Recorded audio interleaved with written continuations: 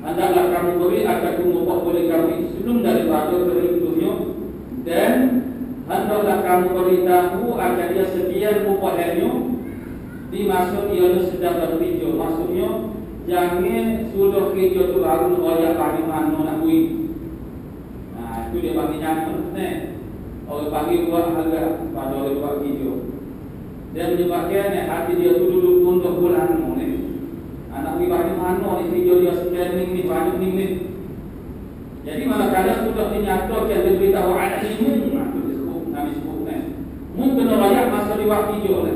Okey, mana sebelum dia ada hijau, itu lebih baik. Maksud jangan dia bisa, jangan dia habis hijau dulu. Baru kita royak. Kami itu menyebabkan ia buat hijau itu tertanya-tanya. Nak bui banyak mana kena mengubah kepada dia. Tapi yang masuk saat ini satu bahagiannya cara buat upah ni ialah upahnya harga khidmat itu ditetapkan oleh pihak yang mengambil upah. Seperti segala bukit-bukit ni. Jadi hak itu di atas persetujuan banyak-banyak. Mana dia tetap di atas, mana kita setuju atau tidak setuju, itu atas. Kalau kita tak setuju, kita kena wajib tak setuju. Jadi kalau kita tak setuju, kita wasiat, lepas tu dia buat, lepas tu kita nak bayar ukur daripada orang dia kena, tak boleh lah. Dan kita tak setuju dengan harga dia tawar, mana kita kena wajib lah. Kita tak setuju, atau kita tawar. Maknanya, seorang pergi kuli, maknanya orang yang ambil upah tu, dia kena tahu upah dia semua banyak mana. Barulah dia dapat menyempurnakan tugas tadi. Kalau tidak, hati dia tu macam-macam tu mari fikir-fikir macam-macam. Hari tu duduk tertanya-tanya nak pergi banyak mana, dia nak pergi jadi setara mana. Nak pergi jadi 10 ni setara mana. Dia tu kira tu. Dia kerana pekerjaan itu dia ada imbangan dengan harga upah itu. Kalau dia mencari nak pergi banyak tu, kalau itu kita pun nak banyak tu juga kan.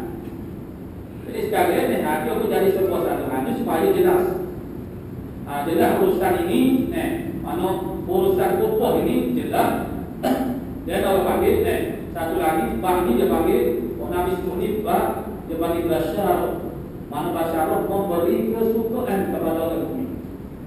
Nak bicara upah dia nak hijau tu rasa syukur, rasa seronok dan jadi nasab mana gacing apa. Kalau dia tahu dia akan dapat sekian abu bagi kami. Dengan hijau dia nak buat. Itulah. Tapi bila kita baca dalam ini dia ada kita kena tatbik ini kita kena melakukan dengan waqi' realiti yang ada pada zaman kita sebagaimana Allah sebut sana. Karena sekalian maknanya yang menguasai panggil harga upah itu boleh jadi berpihak kepada tukai-tukai yang mengambil upah. Mereka adalah menetapkan panggil upah ni macam-macam. Supaya dia semua daripada oleh panggil barang yang dijual itu ditetapkan oleh pembeli, tidak penjual. Itu pun itu berlaku supaya kita kata orang yang membeli kita, kita bukan orang yang jual kita, tak ada. Itu, bukan boleh kata kita, mengikut kata orang beli. Kita tak setuju, tak setuju Jadi sekali itu mana dia di mana bidah suasana yang ada pada sekali tidak mereka yang menetapkan harga-harga. Jadi kita kena setuju, menyatakan setuju. Yang dalam bab ni dia bagi dalam bab mu'adat. Kalau kita buat hijau tu tanpa disebutkan upahnya, misalnya dengan perkataan pada PMB kita maksudnya dia nak ambil upah, tapi dia kata ambil terpuluh suruh mengecat rumah kita. Kita pergi cat. Dia tak ada sebut upah maka kita tak boleh nak menuntut upah daripada dia. Itu dia bagi tafsir daripada kita. Kecuali kita maksudnya kalau kita nak mengubah mana kita kena tanya dia mau suruh kalau cak mau demo ni upah kata pun tak tahu supaya dia minta dulu yang tu kalau tidak disebut sebelum daripada selesai dia itu maknanya dia tak berhak untuk menuntut ataupun dengan tidak izin duel mana-mana kita jinnya hukum namanya persis-persis maka itu barulah lepas tu baru harus nak minta mengubah tak boleh dia ada itu kadang-kadang dia panggil sekali ni kadang-kadang orang yang pergi jual cari market begini dia dia orang panggil mengado-ngado, mengado-ngado dia orang panggil mengerasi pihak tua, pihak tua tak sih, tapi dia buat, lalu dia paksa tua itu bayar, Nah ini semua tu mana tidak orang panggil tidak menipu orang panggil syarongan, Mana dia buat, lepas tu dia paksa lah tua itu bayar, Sampai si rumah dalam rumah dia buat semua. Ini dia buat gitu, Tapi kalau tua kata tak sih, Tapi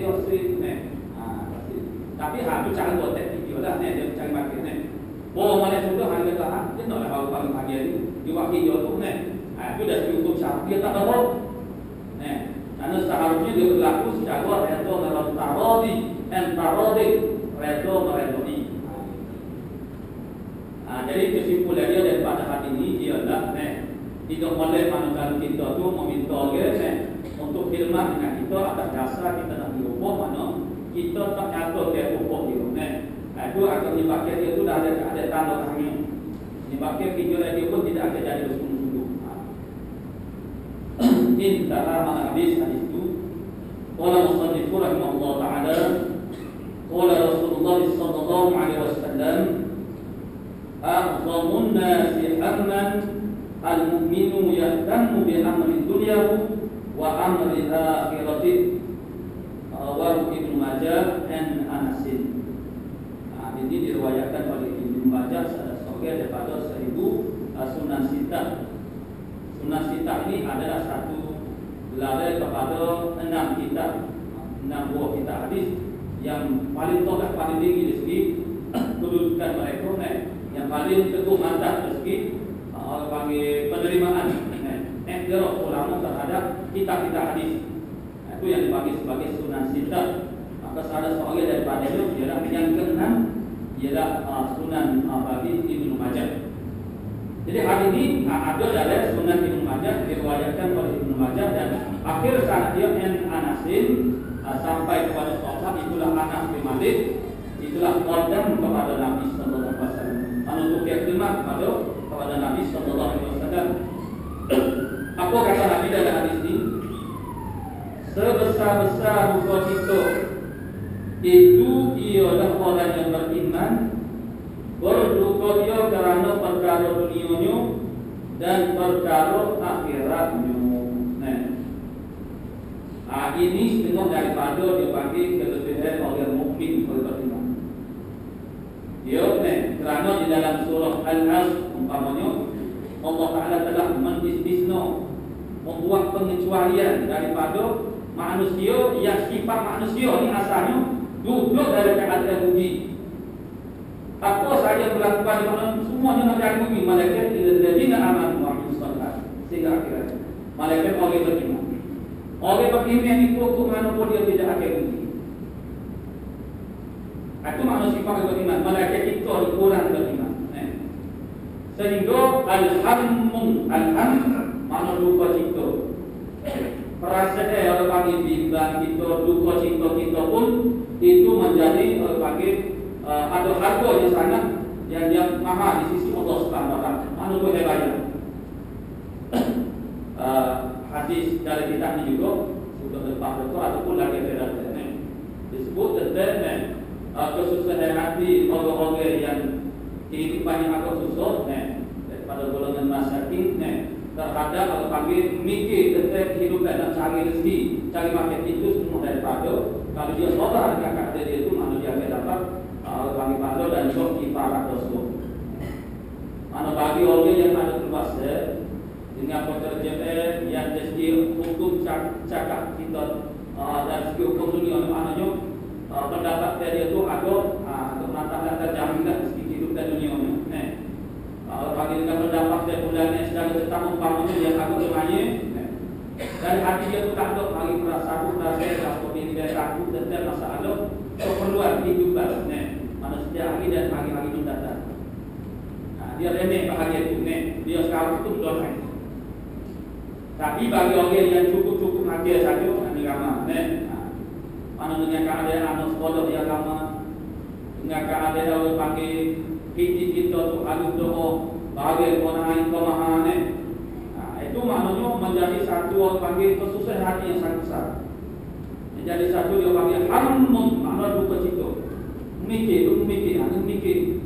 Oleh tak apa cukup ni, jadi balok suami isteri karena tu dia tak palu lain. Oh, mereka yang itu dari ada luar ni ada balok lain pula suami isteri ni. Kalau panggil balok kalau tak cukup makan ni. Jadi satu, ini ujian daripada Allah Taala. Jadi isteri masing-masing lah kalau panggil ada berasa regulasinya di antara satu sama lain. Ini dirasa tidak karena kehidupan yang atau sempit. Jadi itu bagi orang beriman, inilah pentingnya sangat kita memahami. Kalau bagi kita sebagai orang beriman, apa yang menjadikan kita mendapat kebaikan ataupun hidup. Inilah yang jadi orang panggil saya kita orang beriman, tapi orang panggil tak tahu betul diri. Karena kita menganggap kesempitan hidup itu merugikan kita, musibah, balok itu acak kali sudah kita seduk dan ada hal yang 10 daripada itu. Di antara dari balok musibah, Nabi kata tidak ahabballahu 'abdan ibtalahu. Apabila Allah Taala kasih kepada seorang hamba itu, Allah Taala membalokkan. Dan ada yang lain ada dalam puasa, mana kita telah lalu hadis asyadun nasi bada'a al-abiyah thumma al-amtal. Manusia yang paling dahsyat ditimpa bala adalah para nabi-nabi. Kemudian mereka seumpamanya turun sikit. Mana kedudukan di sisi Allah Taala, mereka ni yang paling banyak diuji oleh Allah Subhanahu Wa Taala. Jadi mana kalau orang beriman dia melihat dengan cara yang betul, maka sebenarnya apa saja keadaan yang berlaku kepada dia itu menjadi suatu wadah untuk memajukan hubungan dia dengan Allah Subhanahu Wa Taala. Tapi kan tidak, mana kita akan orang yang dididik dengan kehidupan yang sempit akan sentiasa bersangka buruk, sangka jahat kepada Allah Subhanahu Wa Taala dan mudah orang putus asa dengan kehidupan. Orang yang diberi oleh Allah Taala keluasan hidup, kesenangan dengan harta benda, mereka lupa diri, mereka ingat diri mereka. Jadi aku boleh mana ini pencapaian. Dia dapat mencapai suatu maknanya dia berasa diri dia. Itu dia panggil wujud. Melihat diri. Itu maknanya orang yang telah gagal dengan ujian Allah Subhanahu Wa Taala. Bagi orang beriman, dia melihat dengan cara yang benar yang dipandu oleh hidayah Allah. Karena dia melihat itu semua ialah jalan ataupun syarat untuk Allah Taala memberi kebaikan, mana khairan katsira, kebaikan yang banyak kepada dia. Umpamanya kesusahan hidup, musibah, balok. Jadi Allah Subhanahu Wa Taala al-tabsyir daripada Allah Taala wa basyir as-sabirin. Wahai Muhammad, berilah berita gembira kepada orang yang sabar. Maksudnya di sana ada janji Allah Taala yang maha hebat, yang akhirnya orang beriman akan jadi sangat bermotivasi. Dia orang beriman begitulah sifat dia. Orang beriman dia tidak lemah semangat, dia tak patah hati. Dia orang yang paling bersemangat dari hidup dunia dia dan juga bukan kehidupan dunia ini ada sebagai wadah, jalan, wasilah, wasail, tangguh, jambatan, perawat untuk mencapai kehidupan yang sebenar di akhirat kelak. Yang Nabi kata kepada sahabat, la 'aisha illa 'aishul akhir. Tidak ada kehidupan yang sebenar melainkan kehidupan akhirat. Cuma cara ujian Allah Taala terhadap hamba-hamba itu berbeza-beza. Jadi kita kena redha dengan ujian yang Allah Taala berikan kepada kita. Kalau kami cago, letak soalannya berbeza-beza, maka kita kena bersedia untuk menjawab soalan-soalan daripada Allah Taala. Mana sepanjang masa kita diduga diuji, diperiksa oleh Allah Subhanahu Wa Taala. Dan itulah hebat orang beriman. Jadi kalau kita tahu ini, kita akan sangat bersyukur dan merasa izah, bangga aku ni jadi orang beriman. Pujunya Tuhan menjadi kakak beriman kerana nasabku aku sentiasa beroleh keuntungan dalam apa yang banyak dalam kehidupan dunia dan akhirat. Di atas dunia tak sekali buruk, hidup keras, hidup di kerana konek. Itu kerana orang ingat kepada janji Allah Subhanahu Wa Taala. Tapi apa yang disebut di sini ialah kebimbangan dari arti kata makna sahabat, susah hati. Dari arti kata etika mereka, bahasanya itu adalah ujian daripada Allah Taala. Allah Taala memberi kebaikan yang banyak kepada kita. Itulah nak kata Nabi, sebesar-besar cita itu ialah orang yang beriman yang mana berdoa dia kerana perkara dunia. Jadi kesusahan hidup dunia dan dapat ma'aish mana rezeki kehidupan, mana pak cari rezeki. Masalah anu yang menjadi orang panggil jadi punca kepada cita dia itu adalah macam perhatian Allah Subhanahu Wa Taala.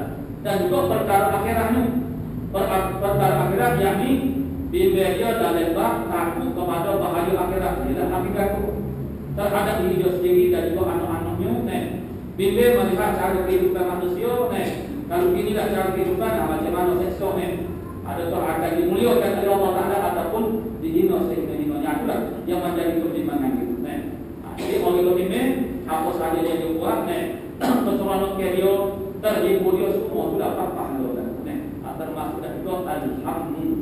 Ini sebablah kita sepatut rasa sangat bersyukur dan rasa bangga kerana dipilih oleh Allah SWT untuk beriman kepada dia. Wala injara hadis yang kedua. Qala Rasulullah rahimahullah ta'ala, qala Rasulullah sallallahu alaihi wasallam, a'zamun nasi haqqan 'ala al-mar'ati zawjuha wa a'zamun nasi haqqan 'ala ar-rajuli ummuh. Rawahul Hakim an Aisyah. Meriwayatkan akan hadis ini oleh Hakim.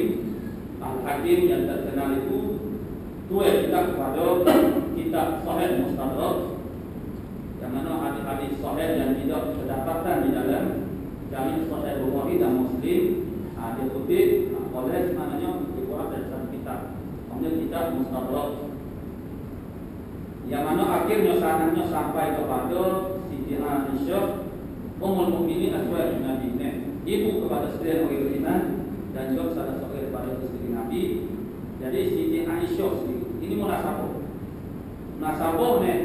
Nabi yang mengatakan ini kepada oleh perempuan. Mana Nabi ini, Nabi sebut ayat ini mungkabel ini ialah kepada isteri dia Siti Aisyah. Itu oleh kami penuh kepada sasaran ni. Apa maknanya? Sebesar-besar kewajiban manusia di atas perempuan itu suaminya. Maksudnya oleh perempuan, ini mana oleh perempuan dia kena beres dan dia kena timuk. Jangan berdolong dalil lagi. Jangan nak orang panggil nak ahli waktu nak tahu nak tulis jangan lah. Maknanya kita kena terima hakikat sunnah Allah Subhanahu Wa Taala, maknanya apa yang telah direncanakan dan diputuskan oleh Allah Subhanahu Wa Taala. Nisbah kepada oleh perempuan, kewajiban yang utama bagi dia ialah suami dia. Bila dia sudah bersuami, suami dia adalah wali dia. Sebelum daripada ni, wali dia ialah bapa dia. Orang yang memimpin, mengatur dia ialah bapa dia. Bila bapaknya akan nikahkan nikahkan dengan seorang lelaki, maka wilayah itu berpindah kepada suami. Maka ketaatan segala ketaatan dia dan kalau panggil hak di atas dia ialah terhadap suami dia lebih utama daripada ibu bapa. Dan sebesar-besar kewajiban manusia di atas laki-laki itu ibunya. Bagi orang laki-laki pula, ibu menjadi keutamaan. Mana ibu diutamakan daripada isteri. Jadi kalau masing-masing menerima ini, jadi tidaklah kita tu pakai ibu persepsi atau tangkap ibu atau sangka yang bukan-bukan. Ni mana novel model. Itu mana kita kena terima. Jadi tak ibu isu kan. Umat boleh lebih yang mau apa pada kita. Itu tak ibu isu sebab itu sudah menjadi qada'an, mana meme ada begitu. Kalau daripada hukum syarah itu sudah tidak boleh dipertikaikan lagi. Dia bagi mana isteri pula oleh perempuan, bila dia sudah ada suami, suami dia adalah keutamaan. Dengan berdasarkan kepada orang panggil asas dia, hukum manapun, asas dia ialah taat dan yang betul hanya kepada Allah Taala. Maka dalam hadis yang lain, sebab itulah ini yang menurut saya semua untuk memahami satu-satu hadis, kita tidak boleh melihat kepada hanya hadis itu satu. Bahkan mesti melihat kepada nas-nas dalil-dalil yang lain, maksudnya kepada hadis-hadis dan keterangan dalam agama yang lain, supaya kita boleh mendudukkan makna itu dengan tepat. Jadi di sini kita lihat, orang perempuan keutamanya dia nomor satu ialah untuk laki dia. Orang laki-laki ialah ibunya. Tapi jangan lupa, Nabi kata la ta'ata lil makhluqin fi maksiatillah. Tidak ada ketaatan kepada manusia pada melakukan maksiat kepada Allah Subhanahu wa taala. Baik ketaatan kepada pemerintah, ibu bapa, guru kita sendiri, guru suami nisbah kepada perempuan, tidak boleh sekali-kali melampaui daripada ketaatan kepada Allah Taala. Maksudnya jika bertemu ketaatan kepada Allah dengan suami, maka orang Allah Taala mesti dahulukan. Sebab ni banyak orang ni, kadang-kadang semua orang perempuan ni besok kita dengar. Ni besok kita dengar orang Tino dia tak tutup aurat. Lepas tu dia kata lagu mana? Dia kata abang dia izin dia tak tutup aurat. Apa maksudnya? Jadi kepada dia doa dia kepada tutup laki dia, padahal dia mesti tutup aurat. Itu mana alasan dia buat. Jadi dia kata tutup laki dia izin tak tutup aurat. Adakah izin suami tidak tutup aurat itu menjadikan kalau panggil larangan kepada Allah Taala itu terbatas? Bermakna suami lebih besar daripada Allah Subhanahu wa taala. Tidak tutup aurat itu makna maksiat. Oleh kerana dia tutup kepada suami dia sehingga dia derhaka kepada Allah Taala. Itu tidak boleh berlaku. Jadi ini dia panggil kaedah kata prinsip asas wa qawaidud din, kaedah agama. Dia jaga saling jaga di antara satu sama lain. Betul lah hadis ini dia tak betul lah Allah Taala. Itu kita kena berbeza ada hadis lain pula. Jadi nomor satu orang perempuan ialah untuk laki dia. Untuk laki dia setelah sama dia Allah dan Rasul ahaqqu bil mu'minin. Allah Taala dan Rasul lebih berhak terhadap diri orang mukmin. Hingga daripada isteri pun lebih berhak dia meraihkan kepada Allah dan Rasul. Itu maknanya asas dia. Jadi sekalian dengan tidak melihat kepada ketaatan kepada Allah dan Rasul, maka selain pada Allah dan Rasul, maka dengan bahawa tidak di sana tidak ada berlaku pertemuan di antara tuntutan Allah Rasul dengan orang panggil makhluk ini, barulah boleh diluluskan orang panggil perkara ini. Jadi oleh perempuan keutamaan dia ialah suami dia.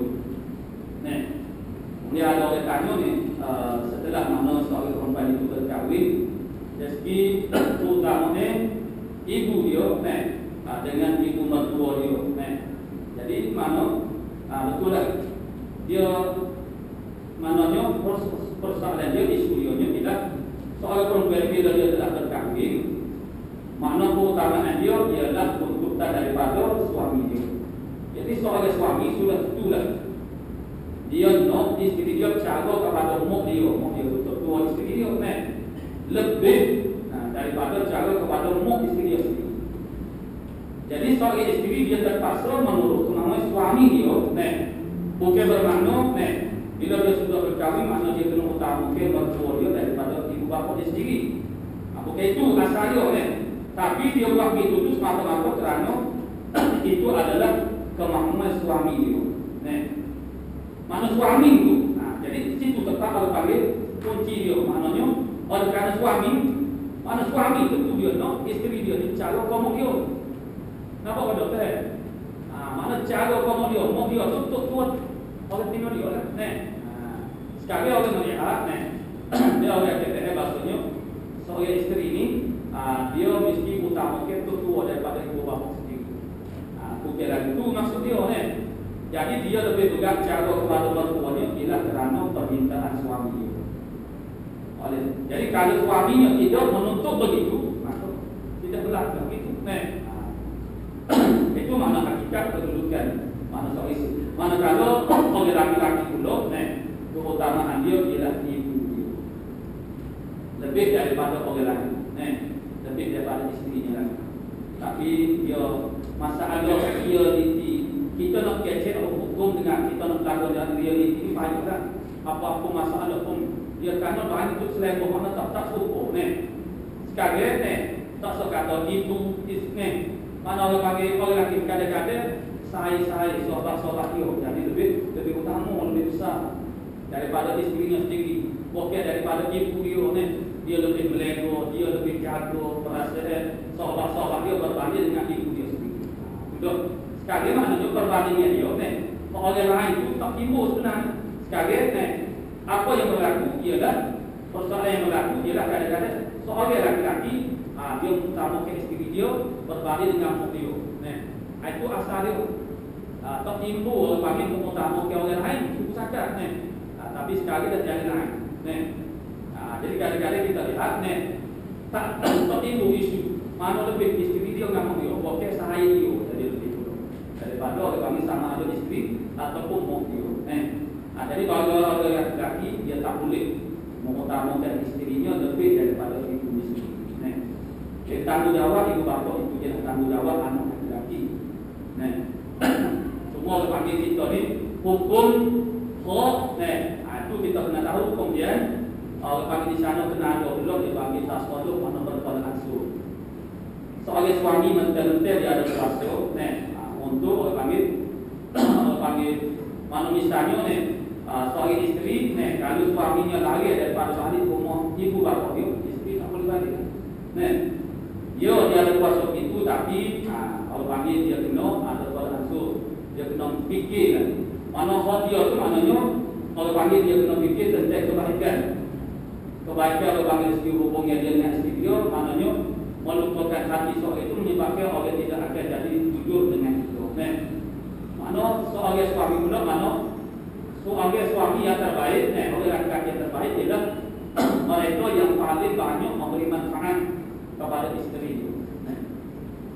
Isteri orang paling taat kepada suami.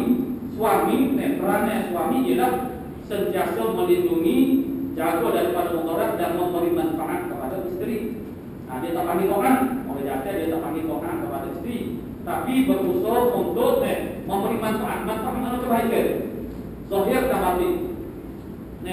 Maknanya kalau panggil jangan kalau panggil kita kena tahu ni kita kena reka tak boleh kalau panggil kita dulu rasa dia tu tak ada apa-apa maksudnya kalau seorang rusuh di rumah tangga umpamanya kita kena fikir juga perasaan dia dengan duduk di rumah sepanjang hari sepanjang masuk dia manusia ni ada perasaan jenuh, ada perasaan edak, perasaan apa semua dekat apa jadi maknanya kena ada cara-cara orang panggil suami untuk orang panggil maknanya bukan sekadar mengikat maksud dia ialah menyukarkan hati isteri dia menyukarkan itu banyaklah sama ada seperti kita kata sekarang mana bawa pergi jalan itu dah jadi biasa dah sama kita sekarang bawa pergi jalan waktu orang panggil tension orang panggil ataupun pergi hadir melakukan orang panggil perhubungan pergaulan dengan cara baik jangan lupa dia ngomong sangat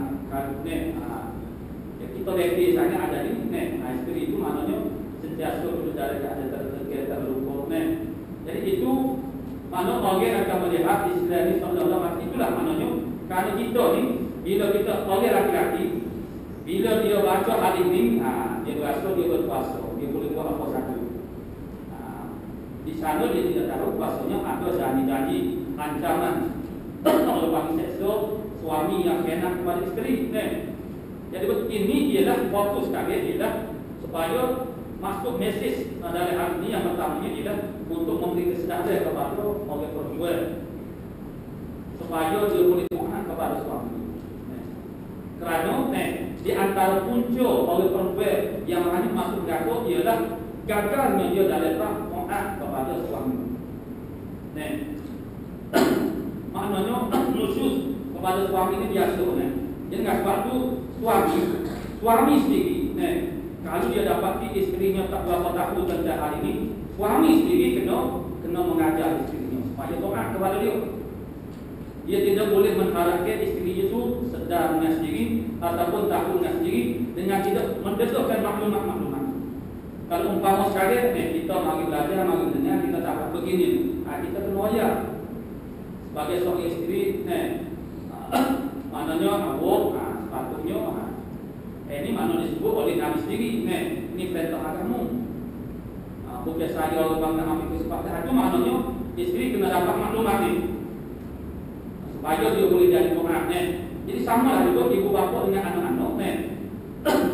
Sayyidina Umar memberi suatu tindakan yang sangat tepat dengan mengatakan bahasanya apabila seorang bapa dia mengadu bahasanya anak dia derhaka kepada dia. Lalu Sayyidina Umar tu tanya lah isi dah sikit Sepanyol, maka akhirnya dia tak. Sayyidina Umar kata kesimpulan Sayyidina Umar kata mana mu telah derhaka kepada anakmu sebelum daripada mu dia derhaka kepada kamu. Nombor satu sekali ialah bagaimana derhaka itu anak kita yang menjadikan anak kita itu derhaka kepada kita. Yang paling mudahnya anak kita tak beri pelajaran agama kepada dia, tak beri kesedaran sebagai seorang anaknya soleh, tak didik dia untuk jadi anaknya soleh. Lepas tu dia derhaka itu munasabah. Munasabah dari seorang anak itu dia derhaka kepada ibu bapanya, yang ibu bapa tidak mendidik anak untuk jadi anak soleh. Mana itu maksud Sayyidina Umar, mana mu derhaka kepada anakmu sebelum daripada mu derhaka dia derhaka kepada mu. Nombor satu sekali mana Sayyidina Umar kata ialah kita kena cari orang panggil, mana kita kena pilih orang panggil orang untuk jadi ibu kepada anak kita tu harus mana perempuan yang solehah. Tepat kita nak letak benih tu. Masuk cari ibu bagi anak kita, masuk kita menikah dengan orang perempuan yang bakal melahirkan anak kita. Sekalian maknanya orang yang berjumpa dengan Sayyidina Umar ini yang dipilih oleh ini adalah sebagai pelakon. Jadi situ dia panggil tersadar dia yang pertama. Boleh jadi dengan anggap bahasanya tak boleh tempat kita bagi lah. Nak bagi orang bukan supaya bagi kita untuk bagi benda lain. Bukan mudah nak bagi diri sendiri pun kita tak boleh, tak mampu. Banyak benda-benda yang kita tahu, yang kita ni orang panggil kena salur, tak ju, perangai hulu, kita tahu. Allah yang paling ngaku kepada kita, dia tahu, dia sedar bahasanya dia ni ada takabur, ada ego, mana dia tahu benda tu tak comel. Tapi benda tu tak model. Tapi dia tak boleh nak keluar daripada belenggu ini, sifat-sifat tak baik ini. Kita tahu ni kita ni ada perangai tak model. Jadi mana benda tu mana sepatutnya kita bagi. Kita nak bagi diri kita sendiri pun kita tak mampu.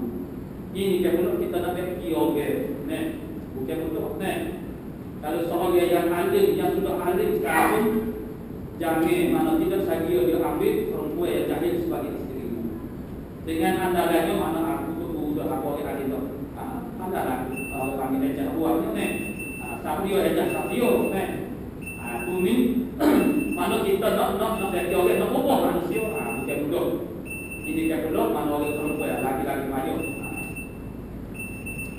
Jadi maksud namanya ialah sasaran dia kepada seorang isteri supaya mengetahui kalau panggil kedudukan dia dan ada hubungan suami isteri, sehingga jangan timbul perasaan cemburu, tidak puas hati dengan tindakan suaminya yang melebihkan ibunya. Jadi timbul sepatutnya akhirnya berlaku musuh daripada dia yang membuat alasan dengan sebab apa saya jadi dah apa kepada dia kan ambil utama ilmu ambil daripada saya. Ada satu mana tak betul lah. Dan bagi seorang suami pula ujiannya ialah kadang-kadang kedapatan dalam masyarakat itu suami-suami yang telah beristeri lalu dia mengutamakan bagi isterinya dan akhirnya dia melupakan hati ibunya kerana nak jaga isteri itu. Itu maknanya dia tidak tahu peranan dia orang panggil sepatutnya dia di mana orang panggil antara ibu dengan isteri yang mana lebih utama. Itu berlaku sentiasa akan ada berlaku perkara yang sumban mana isteri yang taat kepada suami mengutamakan orang lain. Boleh jadi dia mengutamakan ibu bapa dia daripada suami dia. Jadi sekali itu kita nampak macam benda itu tak salah. Bukan orang panggil orang lain ibu bapa dia, tapi sudut hukumnya tidak boleh. Mana dia kena utamakan, mana dia langgar perintah maknanya kerana nak merugikan orang panggil ibu bapa dia, dia maknanya tidak dengar kata suami dia. Jadi dia anggap benda ni kecil saja. Kalau kata salah pun boleh jadi salah sikit pada hafsah. Jadi itulah mana yang Nabi lihat dan salah satu daripada apa yang dilihat oleh Nabi semasa Isra Mi'raj. Nabi kata bila tidak tengok dan mengaku yang ramainya tidak daripada golongan wanita. Apa dalam uraian hadis ini di antara yang disebutkan alasan sahabat mengaku itu tidak antaranya tidak dalam masalah perhubungan suami istri. Yang istri tak boleh ngaku anak kepada suami. Begitu juga mana oleh laki-laki pun diuji dengan suami, mana ibu dia dengan istri pun. Jadi kalau masing-masing sudah tahu kedudukan masing-masing, maka jadi orang panggil mudahlah kalau panggil kira bicara kita dalam kehidupan rumah tangga kita, dan semua itu tidak akan jadi fitnah lagi. Kalau tidak, sudah akan jadi fitnah dan malu sehingga orang yang berlebar-lebar sekalipun aku yang uji juga, uji dengan itu. Isteri yang ada semangat Islam tapi diuji dengan suami. Mana dah lepas dia nak belajar, dia nak buat kebaikan, tapi dah lepas hubungan dengan suami dia, oleh kerana dia terlepas pada hal itu. Jadi benda ni sangat tidak patut. Orang panggil benda-benda yang sebegitu penting begini, jangan kita ni jadi tercicir daripada maklumat ni.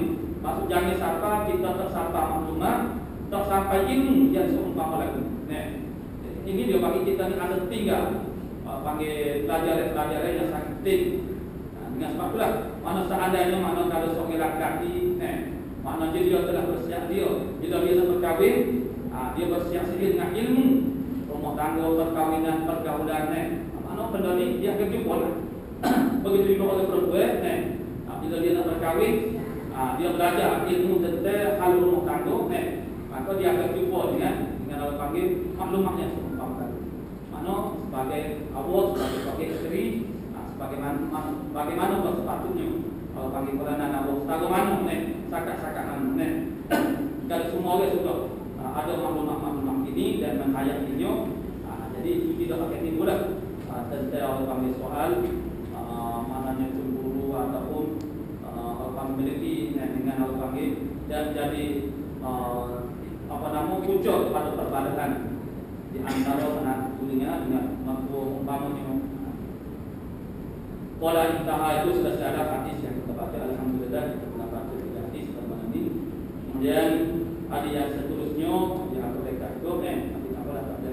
A'zamun nisa'i barakatan aisyarunna ma'munatan ila Allah subhanahu wa ta'ala a'lamu bisawab a'udhu billahi minasyaitanir rajim. Bismillahirrahmanirrahim. Alhamdulillah rabbil alamin wassalatu wassalamu ala asyrafil anbiya وعلى آله وصحبه. اللهم تقبل منا إنك أنت السميع وتب علينا يا مولانا إنك أنت التواب. اللهم إنا نسألك العلم خالدين وإنابة المخبتين وشكر الصابرين وتوبة الصابرين. صلى الله على سيدنا محمد وعلى آله وصحبه والحمد لله.